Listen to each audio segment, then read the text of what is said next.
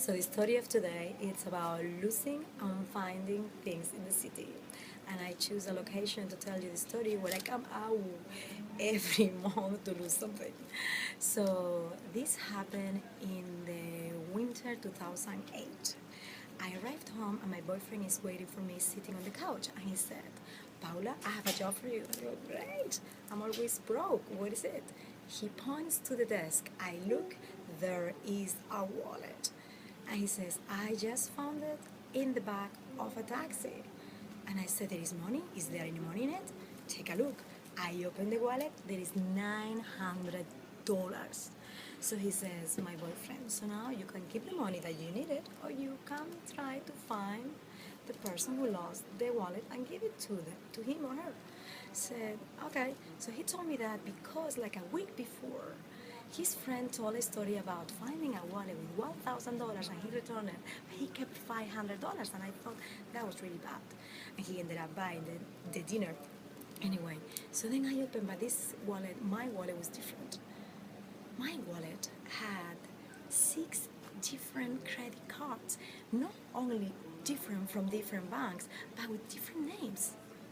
And then, but one of the names was the same name that was in an ID that it was expired for like, I don't know, 4 years or something like that. And the name of that person was Joe Cross.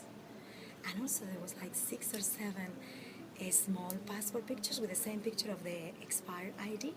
So anyway, so I called all the banks trying to get an information about this guy and I couldn't find anything. So I didn't know what to do and I called the lost and found from the taxi department in New York and they told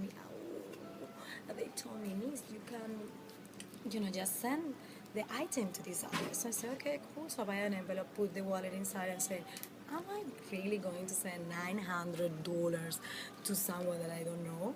I'm going to keep the money and I'm going to put a paper inside and I say, hey, Joe, if you think you missed something, please email me to this address, okay?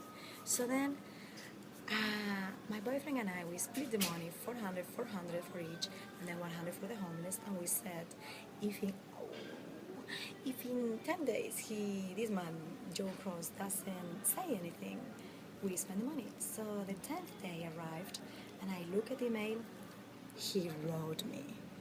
Of course I'm missing something. In fact, I'm missing $900 and I want them back, otherwise I can't find you. This guy's from the mafia. So I was so worried and then we put the money on an envelope and we left it in a bar that we used to go, and I wrote the guy and I told him. So anyway, so I was so disappointed because I was like thinking that I could buy a bike. So my boyfriend said, well, maybe we can still go to see the bikes. So we go to see the bikes, and of course I like the more expensive bike in the store. And it's like, I'm looking at it and I cannot afford it. And he said, do you really want this bike? And I said, yes.